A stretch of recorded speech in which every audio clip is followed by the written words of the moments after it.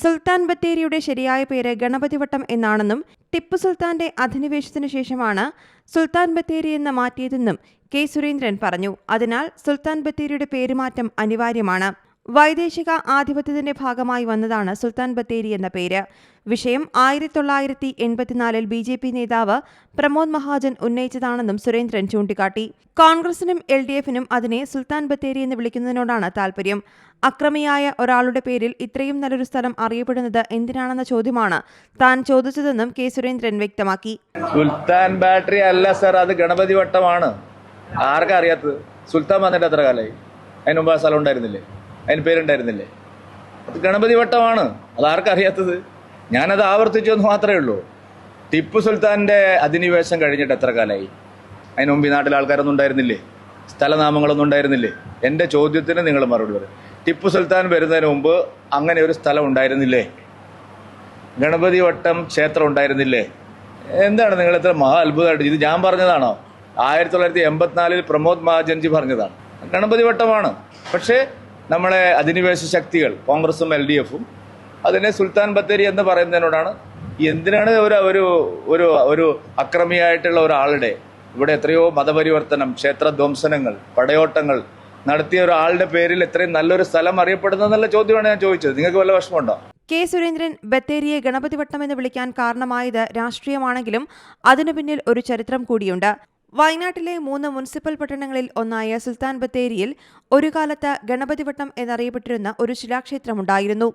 13ാം നൂറ്റാണ്ടിൽ ഇന്നത്തെ തമിഴ്നാട്, കർണാടക പ്രദേശങ്ങളിൽ നിന്ന് വയനാട്ടിലേക്ക് കുടിയേറിയ ജൈനന്മാരാണ് വിജയനഗര രാജവംശത്തിന്റെ വാസ്തുവിദ്യാ ശൈലിയിൽ ഈ ക്ഷേത്രം നിർമ്മിച്ചത്. 18ാം നൂറ്റാണ്ടിന്റെ 2ാം പകുതിയിൽ മൈസൂരിലെ ഭരണാധികാരിയായിരുന്ന ടിപ്പു സുൽത്താന്റെ ആക്രമണത്തിൽ ഈ ക്ഷേത്രം ഭാഗികമായി നശിപ്പിക്കപ്പെട്ടു.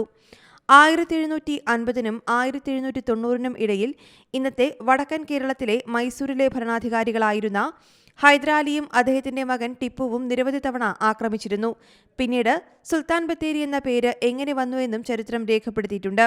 ടിപ്പുവിന്റെ സൈന്യം ക്ഷേത്രങ്ങളും പള്ളികളും തകർത്ത് നിർബന്ധിത മതപരിവർത്തനം നടത്തിയിരുന്നു. അതിൽ നിന്ന് രക്ഷപ്പെടാൻ അധിനിവേശ പാതയിലൂടെ പലായനം ചെയ്യാൻ പലരും നിർബന്ധിതരായി.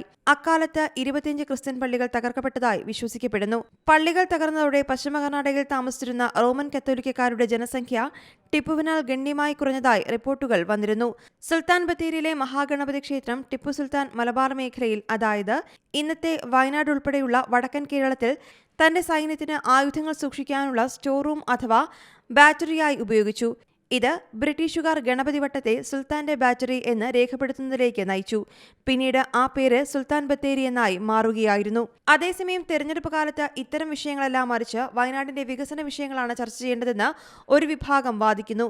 റെയിൽവേ വരേണ്ടതിന്റെ ആവശ്യകത, വന്യമൃഗശല്യം തുടങ്ങിയ നിരവധി കാര്യങ്ങൾ തെരഞ്ഞെടുപ്പുമായി ബന്ധപ്പെട്ട് ചർച്ച ചെയ്യേണ്ടതുണ്ടെന്നിരിക്കെയാണ് ഈ ഇലക്ഷൻ സ്റ്റണ്ടെന്ന് പൊതുപ്രവർത്തകനായ പ്രഭാകരൻ ബത്തേരി ചൂണ്ടിക്കാട്ടുന്നു. ഇവിടെ വികസന മേഖലയിൽ എന്താ ചെയ്യാൻ പറ്റുമെന്നുള്ള കാര്യങ്ങളാണ് നേതാക്കന്മാർ പരിശോധിക്കേണ്ടത്. അല്ലാതെ ഇപ്പോൾ ഒരു ഗൗരവമായുള്ള കാര്യമല്ല. അതൊന്നും ഇലക്ഷൻ സ്റ്റണ്ടായിട്ട് മാത്രമേ ഇനി കാണാൻ കഴിയൂ. രാത്രിയാത്ര നിരോധനം എത്ര കാലമായി? റെയിൽവേ ഇത് പ്രധാനമന്ത്രിയുടെ പാർട്ടിയിലാണാകുമ്പോൾ അതാണല്ലോ മുന്നിലെടുത്ത് വെക്കേണ്ടത്. എന്തിനാണ് ചുരം റോഡ്, ഒരു ബദൽ റോഡ് എത്ര കാലമായി കേണ് അപേക്ഷിക്കുന്നു ഞങ്ങൾ എല്ലാവരോടും, രാഷ്ട്രീയ പാർട്ടികളോടും. ഞാനും രാഷ്ട്രീയ പാർട്ടിക്കാരൻ തന്നെയാണ്.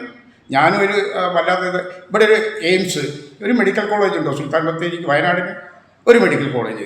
അതുപോലെ ഒട്ടനവധി കാര്യങ്ങൾ ചെയ്തു തീർക്കാണ്. വന്യമൃഗശല്യം കൊണ്ട് ഒട്ടനവധി കർഷകരുടെ മരിച്ചുകൊണ്ടിരിക്കുകയാണ്. ആനശല്യം, പുലിശല്യം, കടുവശല്യം. സുൽത്താൻ ബത്തേരിയിലെ ഗണപതിവട്ടം ആക്കേണ്ടതൊക്കെ ആ കാലഘട്ടങ്ങൾക്ക് അനുസരിച്ച് ചെയ്തോട്ടെ. അതിപ്പോൾ ഇപ്പോഴാരെയും ഇതിലേക്കൊന്നും ഞങ്ങളെ ശ്രദ്ധയില്ല കേട്ടോ. ഇത് ശരിയായി ഒരു രീതിയല്ല. BJP സംസ്ഥാന അധ്യക്ഷന്റെ പരാമർശം അനുകൂലിച്ചും പ്രതികൂലിച്ചും തെരഞ്ഞെടുപ്പിൽ ചർച്ചയായി കഴിഞ്ഞു. ദേശീയ തലത്തിലും വിഷയം ചർച്ചയായിട്ടുണ്ട്. C Malayalam news, Wayanad. ഏറ്റവും പുതിയ വാർത്തകളും വിശേഷങ്ങളും വിരൽ തുമ്പിലറിയാൻ സി മലയാളം ന്യൂസ് എല്ലാ ഡിജിറ്റൽ പ്ലാറ്റ്ഫോമുകളിലും ലഭ്യം.